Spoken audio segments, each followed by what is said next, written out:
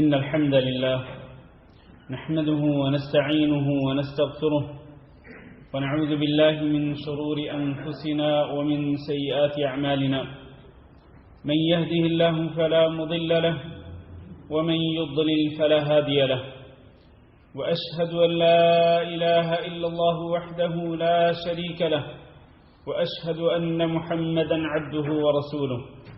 اللهم صل على محمد وعلى آل محمد كما صليت على إبراهيم وعلى آل إبراهيم إنك حميد مجيد. اللهم بارك على محمد وعلى آل محمد كما باركت على إبراهيم وعلى آل إبراهيم إنك حميد مجيد.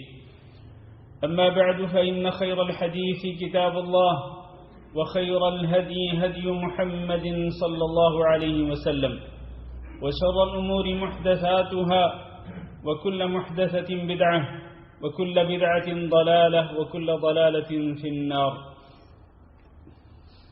أعوذ بالله من الشيطان الرجيم.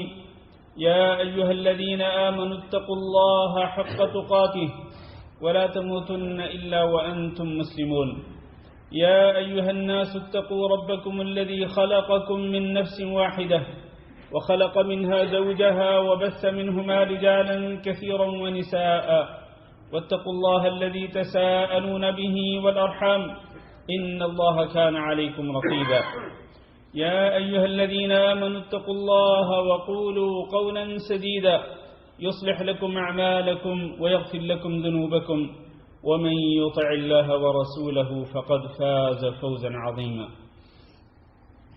قابل صد احترام دوستوں اور بھائیوں، آج کے خطبہ جمعہ کے آغاز میں ایک واقعہ ذکر کرنا چاہتا ہوں جو آپ حضرات میں سے کئیوں نے یہ واقعہ کئی مرتبہ سنا ہوگا۔ ایک حدیث میں یہ قصہ موجود ہے کہ ایک مرتبہ حضرت حنظلہ رضی اللہ تعالیٰ عنہ کی حضرت ابوبکر صدیق رضی اللہ تعالیٰ عنہ سے ملاقات ہوئی۔ یاد رہے کہ حضرت حنظلہ رضی اللہ تعالیٰ عنہ یہ وہ صحابی ہیں کہ جب یہ شہید ہوئے تو ان کو غسل فرشتوں نے آگے دیا تھا۔ حضرت ابوبکر صدیق رضی اللہ تعالیٰ عنہ سے ملاقات ہوئی تو کہنے لگے نافق حنظلہ، حنظلہ منافق ہو گیا۔ ابوبکر صدیق رضی اللہ تعالیٰ نے کہا کہ حنظلہ کیا کہہ رہے ہو؟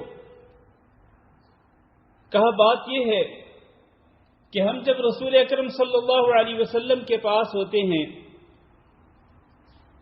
تو ہم ایمان کی بہت اچھی حالت میں ہوتے ہیں، اور نبی کریم صلی اللہ علیہ وسلم کی مجلس میں ہمیں ایسے لگتا ہے کہ جیسے آخرت ہماری آنکھوں کے سامنے ہے، جنت بھی اور دوزخ بھی۔ جنت میں جانے کی تڑپ ہوتی ہے اور جہنم سے بچنے کی تمنا ہوتی ہے۔ ایمان کی اور یقین کی بہترین حالت کے اندر ہوتے ہیں، لیکن جب ہم اپنے گھروں کی طرف واپس لوٹتے ہیں اور اپنے اہل و عیال اور اپنے مال مویشیوں کے اندر آ جاتے ہیں تو سب کچھ بھول جاتے ہیں۔ یہ وہ احساس ہے میرے عزیز بھائیوں کہ نبی کریم صلی اللہ علیہ وسلم کی مجلس کے اندر انہیں اپنے ایمان کی بہترین حالت نظر آتی تھی۔ جنت و دوزخ ایسے جیسے بالکل آنکھوں کے سامنے، آخرت کا خوف، قیامت کے دن کا، حساب کے دن کا، فیصلے کے دن کا خوف۔ لیکن جب وہاں سے واپس پلٹتے اپنے گھر والوں میں، اہل و عیال میں، مال و دولت میں، مال مویشیوں میں، تو وہ جو احساس نبی صلی اللہ علیہ وسلم کی مجلس میں ہوتا وہ نکل جاتا، وہ احساس ختم ہو جاتا۔ حضرت ابوبکر صدیق رضی اللہ تعالیٰ نے کہا کہ حنظلہ یہ بات تو میں بھی محسوس کرتا ہوں۔ اور ابوبکر صدیق رضی اللہ تعالیٰ عنہ کون ہیں؟ یہ انبیاء کے بعد سب سے افضل اور سب سے بہتر، سب سے افضل شخصیت، کہ ان سے افضل شخصیت نہ آئی نہ کوئی آئے گی، جن سے نبی کریم صلی اللہ علیہ وسلم کو سب سے زیادہ محبت تھی، اور جن کا نام لے کر نبی صلی اللہ علیہ وسلم نے ان کو جنت کی بشارت دی تھی۔ وہ کیا کہتے ہیں؟ کہتے ہیں حنظلہ یہ حالت جو تم اپنی بیان کر رہے ہو یہ حالت تو میرے اندر بھی ہوتی ہے، میں بھی ایسے محسوس کرتا ہوں۔ تو یہ دونوں صحابہ نبی کریم صلی اللہ علیہ وسلم کی خدمت میں حاضر ہوئے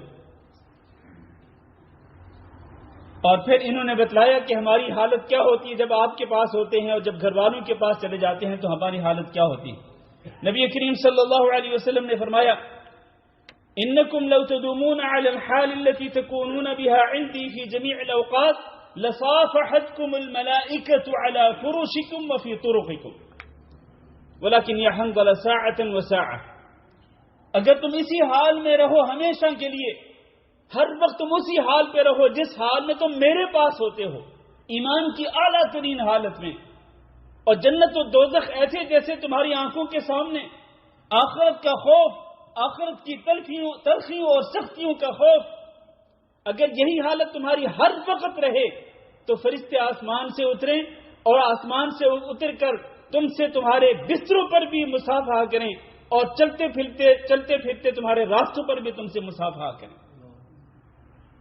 ولیکن یا حنظلہ ساعۃ وساعۃ، لیکن حنظلہ بات یہ ہے کہ ایمان کبھی کسی حالت میں ہوتا ہے تو کبھی دوسری حالت میں ہوتا ہے، کبھی ایمان کا لیول بہت بڑھ جاتا ہے، کبھی ایمان بہت قوی بہت مضبوط ہو جاتا ہے، اور لیکن کبھی ایمان انتہائی کمزور پڑ جاتا ہے۔ یہ حالت انسان پر طاری ہوتی رہتی ہے۔ میرے عزیز بھائیوں، یہ جو بہترین واقعہ نبی کریم صلی اللہ علیہ وسلم کے ایک صحابی بلکہ دو صحابہ کا واقعہ آپ کے سامنے جو میں نے ذکر کیا ہے، اس سے یہ چیز ثابت ہوتی ہے، سب سے پہلی بات یہ ہے کہ انسان ہمیشہ ایک ہی حالت پہ نہیں رہتا ہے، ایمان کا لیول کبھی مضبوط بہت اچھا ہو جاتا ہے اور کبھی بہت کمزور ہو جاتا ہے، ایک تو یہ۔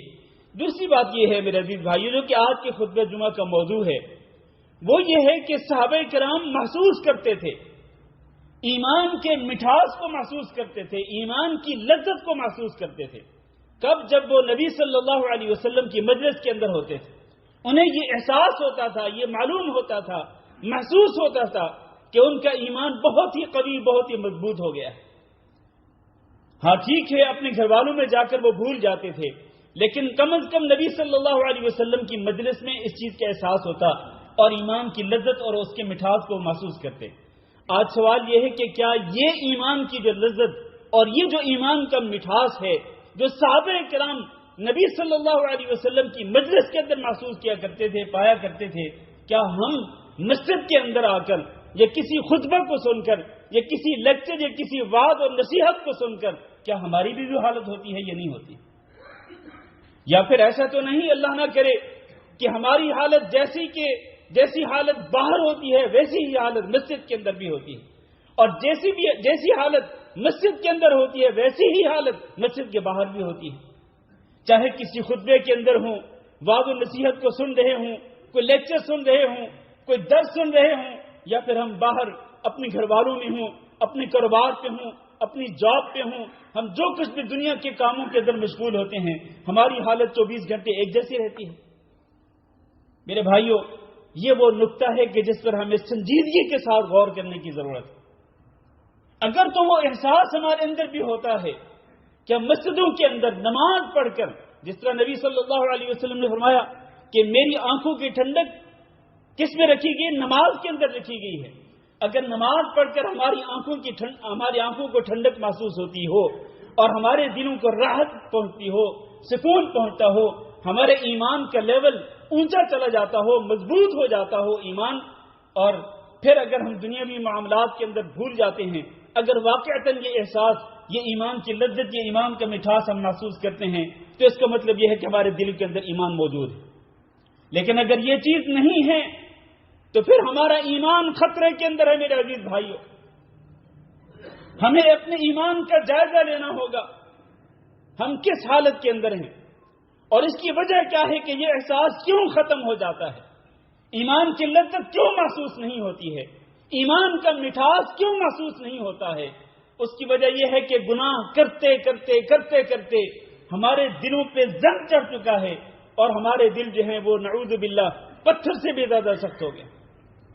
ثم قست قلوبكم من بعد ذلك فهي كالحجارة أو أشد قسوة، تمہارے دل اس کے بعد سخت ہو گئے. کتنے سخت ہو گئے؟ پتھر سے بھی سخت ہو گئے، پتھروں کی طرح، یا پتھروں سے بھی زیادہ سخت ہو گئے.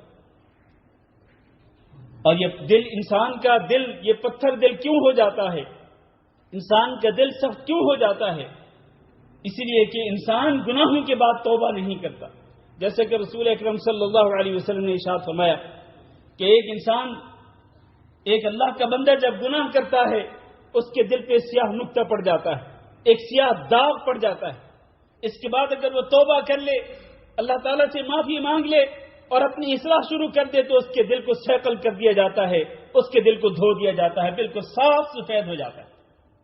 لیکن اگر وہ گناہ پہ گناہ کرتا ہے، پھر گناہ پہ گناہ کرتا ہے، پھر وہ توبہ اور استغفار نہیں کرتا، اللہ تعالیٰ سے معافی نہیں مانگتا، تو اس کے گناہوں کی وجہ سے ایک وقت ایسا آ جاتا ہے کہ اس کا دل مکمل طور پہ زنگ آلود ہو جاتا ہے، کالا سیاہ پڑ جاتا ہے، اور پھر اس دل میں کوئی خیر کی بات داخل نہیں ہو سکتی.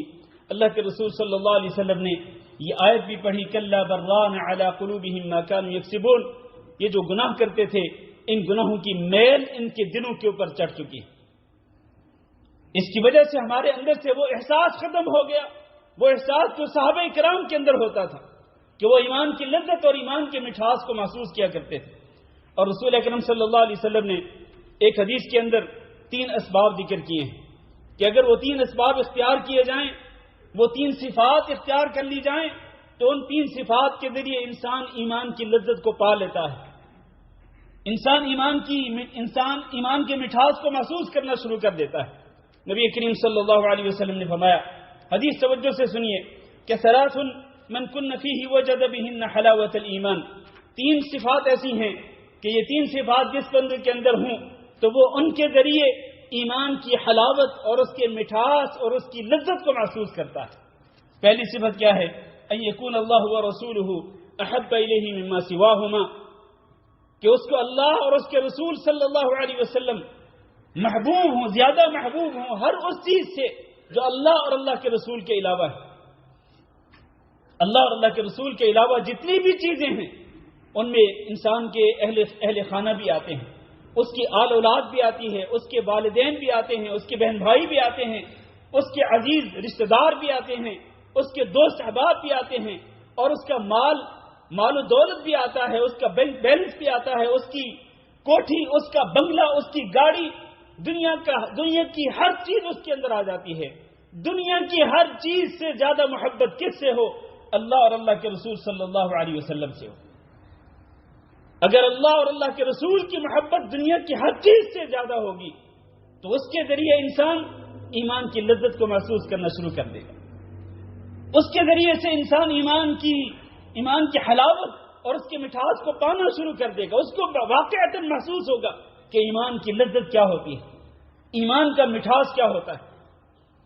ان صحابہ کرام سے پوچھئے جو ابتدائی اسلام کے اندر اس امت کے اولی لوگ جنہوں نے اسلام قبول کیا تھا، خاص طور پر کمزور قسم کے مسلمان، ان میں سے کئیوں کو آفرز کی گئی، دنیا کے مال و دولت کی آفر کی گئی، اور کئیوں کو ڈرایا گیا، دھمکایا گیا، اور باقاعدہ عذاب کے اندر، سزاؤں کے اندر مبتلا کیا گیا، اور انہیں کہا گیا کہ تم دین اسلام کو چھوڑ دو. لیکن ان کے دلوں کے اندر اللہ اور اللہ کے رسول کی محبت اس قدر مضبوط ہو چکی تھی کہ انہوں نے ہر آنے والی آزمائش کو برداشت کیا، ہر آنے والی مصیبت کو سہا، اور ان کی آفرز کو، جو دنیاوی آفرز تھی، ان کو وہ پاؤں تلے ٹھکرا دیا. ان آفرز کی کوئی حیثیت نہیں تھی، اس لیے کہ ان کو اللہ اور اللہ کے رسول صلی اللہ علیہ وسلم سے سچی محبت تھی. پھر ان کے نزدیک دنیا کی کسی چیز کی کوئی حیثیت نہیں تھی، اور جب تکلیفیں آئیں، مصیبتیں آئیں، آزمائشیں آئیں، انہوں نے ان کی بھی پرواہ نہیں کی، اس لیے کہ وہ اللہ اور اللہ کے رسول سے سچی محبت کرتے تھے. خبیب رضی اللہ تعالیٰ عنہ، انہیں جب ابو سفیان نے کہا، ابو سفیان اس وقت کافر تھے، بعد میں مسلمان ہوئے رضی اللہ تعالیٰ عنہ. ابو سفیان نے کہا تھا کہ خبیب، کیا تم اس بات کو پسند کرتے ہو کہ آج جس گھڑی میں ہم تمہیں قتل کرنے والے ہیں، اس گھڑی میں تمہاری جگہ پہ محمد صلی اللہ علیہ وسلم ہوتے اور ہم ان کو قتل کر دیتے، اور تمہاری اور اس جگہ پر تم نہ ہوتے اور تم اپنے گھر کے اندر اپنے اہل عیال کے اندر خوش باش بیٹھے ہوتے، کیا تم اس بات کو پسند کرتے ہو؟ تو خبیب رضی اللہ تعالیٰ نے کیا جواب دیا تھا؟ کہا تھا اللہ کی قسم میں تو اس بات کو بھی پسند نہیں کرتا کہ محمد صلی اللہ علیہ وسلم چاہ جائے کہ وہ میری جگہ پہ یہاں ہوں اور انہیں میری جگہ پہ قتل کر دیا جائے، اس کی بجائے اگر محمد صلی اللہ علیہ وسلم اپنے گھر کے اندر بھی ہوں اور وہاں ان کو ایک کانٹا بھی چبھے تو میں اس کو بھی برداشت نہیں کروں گا، چاہ جائے کہ میں اس کو برداشت کروں کہ میری جگہ پہ انہیں لا کر کے قتل کر دیا جائے۔ یہ تو ایک جان ہے، اگر میری 100 جانیں بھی ہوتی تو میں محمد صلی اللہ علیہ وسلم کے لیے اپنی جانوں کی پرواہ نہ کرتا اور اپنے آپ کو میں اللہ کے راستے میں شہید کر دیتا۔ میرے عزیز بھائیوں، یہ تھی وہ محبت، اللہ اور اللہ کے رسول کی سچی محبت۔ اور اس قسم کے کئی واقعات ہیں جنہیں میں اختصار کی وجہ سے اور قلت وقت کی وجہ سے میں ذکر نہیں کر سکتا ہوں۔ بلال رضی اللہ تعالیٰ عنہ کو دیکھ لیں، خباب بن ارت رضی اللہ تعالیٰ عنہ کو دیکھ لیں، اور اسی طرح عمار بن یاسر اور ان کے پورے خاندان پر جو آزمائشیں ٹوٹی، تو وہ سمیہ رضی اللہ تعالیٰ عنہ جو عمار بن یاسر کی بہن تھی، ان پہ کتنی بڑی آزمائشیں ٹوٹی، آزمائشوں مصیبتوں کے پہاڑ ان پہ ٹوٹے، لیکن وہ ایمان پہ ثابت قدم رہے اور وہ اسلام پہ ثابت قدم رہے۔ اللہ اور اللہ کے رسول کی محبت جو ان کے دلوں کے اندر جاگزی ہو چکی تھی، اس کا ایک ذرہ بھی وہ لوگ ان مصیبتوں اور آزمائشوں کے ذریعے ختم نہیں کر سکتے۔ میرے عزیز بھائیوں، یہ وہ پہلی صفت ہے، اللہ اور اللہ کے رسول کی سچی محبت ہونی چاہیے۔ اور اللہ کی محبت کیسے آئے گی میرے عزیز بھائیوں؟ یہ بھی ایک بنیادی سوال ہے۔ دنیا کے اندر اگر ایک انسان دوسرے انسان پر کوئی احسان کرتا ہے تو وہ اگر تو وہ واقعتاً نسلی بندہ ہو، اگر تو واقعتاً وہ احسان فراموش نہ ہو بلکہ احسان کرنے والے کی قدر کرنے والا ہو، تو وہ کبھی بھی دنیا کے اندر اس کے سامنے سر نہیں اٹھائے گا، وہ ہمیشہ سر جھکا کے رکھے گا کہ اس بندے نے میرے اوپر احسان کیا تھا، اس کا شکر گزار رہے گا، اس کی تعریف کرے گا، اس کے لیے دعائے خیر کرے گا۔ میرے بھائیو، اگر ایک بندے کے ایک احسان کی وجہ سے وہ بندہ اس کے سامنے جھک جاتا ہے تو اللہ رب العزت تو وہ محسن ہے کہ اس کے اتنے احسانات ہیں، اتنی نعمتیں اللہ رب العزت کی میرے اوپر اور آپ کے اوپر کہ ہم ان کو شمار بھی نہیں کر سکتے۔ وَإِن تَعُدُّوا نِعْمَةَ اللَّهِ لَا تُحْصُوهَا۔ اللہ رب العزت نے ہمیں دیکھنے کے لیے آنکھیں دی، بولنے کے لیے اللہ نے زبان عطا کر دی، سننے کے لیے کان عطا کر دیے، چلنے کے لیے پاؤں عطا کر دیے، اور پکڑنے کے لیے ہاتھ عطا کر دیے، سوچنے کے لیے دماغ عطا کر دیا، کھانے پینے کی اتنی نعمتیں اللہ تعالیٰ نے ہمیں دی ہیں کہ جن کا ہم تصور بھی نہیں کر سکتے۔ اتنا بڑا محسن اور اتنا بڑا مربی اللہ رب العزت، ہم اس کی نعمتوں کو بھلا دیں، اس کے احسانات کو بھلا دیں اور اس سے سچی محبت نہ کریں، پھر ہم سے بڑا ناشکرہ کون ہوگا میرے عزیز بھائیوں؟ اسی لیے تو اللہ نے فرمایا ان الانسان لظلوم کفار، انسان تو حقیقت میں ہے ہی ظلم کرنے والا اور بہت ہی ناشکرہ ہے۔ اللہ رب العزت کی ناشکری کرتے ہوئے انسان اللہ رب العزت کی اطاعت نہیں کرتا، اس کی فرمانبرداری نہیں کرتا، بلکہ اس کے احکامات کو وہ علی الاعلان چیلنج کرتا ہے۔ اس کے احکامات کو انسان دیدہ دریری کے ساتھ انسان جو ہے وہ پس پس ڈال دیتا ہے اور اس کو پرواہ بھی نہیں ہوتی۔ اپنے مربی اور اپنے محسن کی قدر کرو میرے عزیز بھائیوں، اور اس کے احکامات پہ عمل کرو، اس کا شکر ادا کرو، اس سے سچی محبت کرو۔ اور پھر رسول اکرم صلی اللہ علیہ وسلم، آپ کا کتنا بڑا احسان ہے ہمارے اوپر کہ رسول اکرم صلی اللہ علیہ وسلم نے ہمیں شرک کی تاریکیوں سے نکال کر آپ صلی اللہ علیہ وسلم نے ہمیں توحید کا نور دکھلایا، شرک کی گھاٹیوں سے نکالا اور توحید کے روشن راستوں پہ نبی کریم صلی اللہ علیہ وسلم ہمیں لے کے آئے، گمراہی سے نکالا، ہدایت کی طرف لے کے آئے نبی صلی اللہ علیہ وسلم۔ آپ نے ہمیں زندگی گزارنے کا سلیقہ سکھلایا، ورنہ آپ صلی اللہ علیہ وسلم کی آمد سے پہلے جانوروں اور انسانوں میں کیا فرق ہوا کرتا تھا؟ کوئی فرق نہیں ہوا کرتا تھا۔ نبی کریم صلی اللہ علیہ وسلم نے زندگی گزارنے کا پورا سلیقہ سکھلا دیا، ایک ایک چیز کی تعلیم دے دی۔ تو نبی کریم صلی اللہ علیہ وسلم بھی ہمارے محسن ہیں، لہذا ہمیں نبی صلی اللہ علیہ وسلم سے سچی محبت ہونی چاہیے۔ اللہ کے رسول نے فرمایا تھا لا يؤمن احدكم حتى اكون احب الیہ من والدہ وولدہ والناس اجمعین، تم میں سے کوئی شخص بھی سچا مومن نہیں ہو سکتا جب تک کہ میں اس کو زیادہ محبوب نہ بن جاؤں، اس کے والدین سے بھی زیادہ، اس کی آل اولاد سے بھی زیادہ، اور دیگر تمام لوگوں سے زیادہ جب تک میری محبت نہیں ہوگی تم میں سے کسی کے دل میں، اس وقت تک وہ سچا مومن نہیں ہوگا۔ حتیٰ کہ اپنی جان سے بھی بڑھ کر سچی محبت ہونی چاہیے نبی کریم صلی اللہ علیہ وسلم سے۔ تو یہ پہلی صفت ہے میرے عزیز بھائیوں۔ اور دوسری صفت جو ہے وہ کیا ہے؟ وَيُحِبَّ الْمَرْءَ لَا يُحِبُّهُ إِلَّا لِلَّهِ، کہ ایک انسان کسی انسان سے محبت کرے تو وہ صرف اور صرف اللہ رب العزت کی رضا کی خاطر اس سے محبت کرے۔ اور حقیقت میں یہ جو دوسری صفت ہے، یہ پہلی صفت کی ایک برانچ ہے، اس کی شاخ سمجھ لیں کہ اگر اللہ اور اللہ کے رسول کی سچی محبت ہوگی تو پھر اللہ اور اللہ کے رسول کے ماننے والوں سے بھی انسان سچی محبت کرنے والا ہوگا۔ اللہ اور اللہ کے رسول کے احکامات پہ عمل کرنے والے انسان سے بھی پھر سچی محبت ہوگی اللہ کی رضا کی خاطر۔ اگر میں کسی سے محبت کرتا ہوں تو اس کے پیسے کی وجہ سے محبت نہ کروں، اس کی دولت کی وجہ سے نہیں، اس کے سفید کپڑوں کی وجہ سے نہیں، اس کی اچھی گاڑی کی وجہ سے نہیں، اس کے بینک بیلنس کی وجہ سے نہیں، اس لیے نہیں کہ وہ کسی قوم کا سردار ہے، اس لیے نہیں کہ وہ کسی کمیونٹی کا وہ ہیڈ ہے، نہیں۔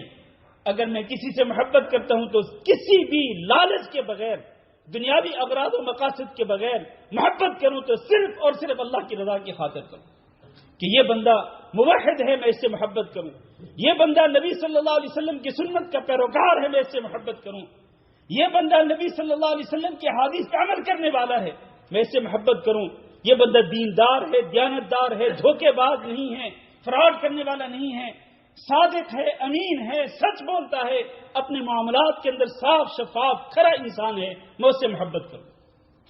یہ کہ اللہ کی رضا کی خاطر محبت۔ لیکن میرے بھائیوں، آج دوستی اور دشمنی کا بھی معیار تبدیل ہو گیا ہے، دوستی اور دشمنی کا معیار تبدیل ہو گیا ہے، دین تو کہیں دور چلا گیا۔ تو میرے بھائیوں، اگر آپ ایمان کی لذت کو پانا چاہتے ہیں، ایمان کی لذت کو محسوس کرنا چاہتے ہیں، ایمان کے مٹھاس کو پانا چاہتے ہیں، تو آپ اگر محبت کریں کسی سے تو اس لیے کریں کہ وہ سچا مسلمان ہے، اللہ کی رضا کی خاطر اس سے محبت کریں۔ اور اس کے ساتھ ساتھ یہ بھی معلوم ہونا چاہیے کہ جہاں اللہ کی رضا کی خاطر محبت ہونی چاہیے وہاں اللہ کی رضا کی خاطر بغض بھی انسان کو رکھنا چاہیے۔ یہ دوسرا پہلو ہے اس کا کہ ایک بندہ اگر مشرک ہے مجھے اس سے نفرت ہے، ایک بندہ اگر بدعتی ہے تو مجھے اس سے نفرت ہے، ایک بندہ اگر اللہ کا نافرمان ہے، اللہ کے رسول کا نافرمان ہے، مجھے اس سے نفرت ہے، بغض ہے۔ ایک بندہ اگر نبی صلی اللہ علیہ وسلم کی احادیث کی وہ دیدہ دلیری کے ساتھ خلاف ورزی کرتا ہے، مجھے اس سے نفرت ہے۔ ایک بندہ اگر دین کی پرواہ نہیں کرتا ہے، بے نماز ہے، بد اخلاق ہے اور معاملات کے اندر جھوٹ بولتا ہے، فراڈ کرتا ہے، دھوکے بازی کرتا ہے، چاہے وہ نمازی کیوں نہ ہو، چاہے وہ روزہ دار کیوں نہ ہو، لیکن وہ جھوٹ بولتا ہے، معاملات کے اندر دھوکہ فراڈ بازی کرتا ہے، مجھے اس سے نفرت ہے۔ یہ نفرت کیوں ہے؟ یہ نفرت صرف اور صرف اللہ کی خاطر ہے، اس لیے کہ اللہ کا دشمن ہے، یہ اللہ کے رسول کا دشمن ہے۔ ہو سکتا ہے یہ زبان سے دعویٰ کرتا ہو مجھے اللہ سے محبت، اللہ کے رسول سے محبت، لیکن ایسی زبانی محبت کا کیا فائدہ میرے عزیز بھائیوں کہ اگر انسان اللہ اور اللہ کے رسول کی تعلیمات کے عمل نہیں کرے گا تو پھر ایسی جھوٹی محبت کا دعویٰ جو ہے اس کے لیے کیا فائدہ مند ثابت ہوگا۔ تو محبت بھی اللہ کی رضا کے لیے ہونی چاہیے، بغض بھی اللہ کی رضا کے لیے ہونا چاہیے۔ ان دونوں چیزوں کے اندر کوئی دنیاوی اغراض و مقاصد نہیں ہونے چاہیے۔ اس کے ساتھ بھی انسان ایمان کی لذت کو محسوس کر سکتا ہے۔ تیسری چیز یہ ہے، اللہ کے رسول صلی اللہ علیہ وسلم نے فرمایا وَأَن يَكْرَهَ أَن يَعُودَ إِلَى الْكُفْرِ كَمَا يَكْرَهُ أَن يَعُودَ أَن يُقْذَفَ فِي النَّارِ۔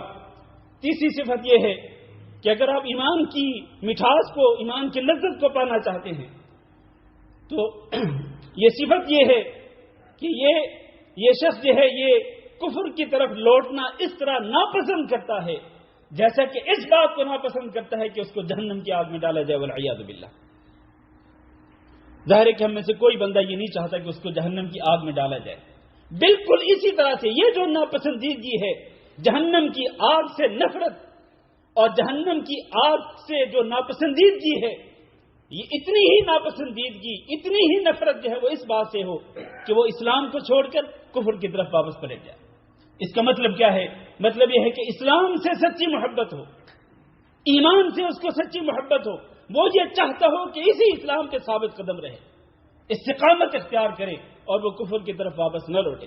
جس طرح جہنم میں جانا اس کو ناپسند ہے، اسی طرح کفر کی طرف واپس پلٹ کے جانا بھی اس کو ناپسند ہے۔ اس لیے کہ یہ سمجھتا ہے کہ اصل میں دین اسلام ہی سلامتی کی گارنٹی دیتا ہے، دنیا کے اندر بھی اور آخرت کے اندر بھی۔ ورنہ ایک انسان اگر دین اسلام کو چھوڑ دے اور وہ مرتد ہو کر کافر بن جائے، کفر کی طرف واپس پلٹ جائے، تو اس کے لیے تو یقیناً اللہ تعالیٰ کا فیصلہ ہے کہ وہ شخص اگر کفر پہ مرتا ہے تو وہ شخص ہمیشہ کے لیے جہنم میں رہے گا والعیاذ باللہ، پھر وہ شخص جنت میں داخل نہیں ہو سکتا ہے۔ تو اللہ تعالیٰ سے دعا کرتے ہیں کہ اللہ رب العزت ہمیں دین اسلام پر ثابت قدمی نصیب فرمائے۔ اور نبی کریم صلی اللہ علیہ وسلم نے یہ جو 3 صفات ذکر فرمائی ہیں کہ جن کے ذریعے انسان ایمان کی حلاوت اور اس کی لذت کو پا سکتا ہے، اللہ تعالیٰ ہمارے اندر یہ تینوں صفات پیدا کر دے اور اللہ رب العزت ہمیں یہ تینوں صفات اختیار کرنے کی توفیق دے۔ استغفر اللہ لی ولکم ولسائر المسلمین فاستغفروہ انہ هو الغفور الرحیم۔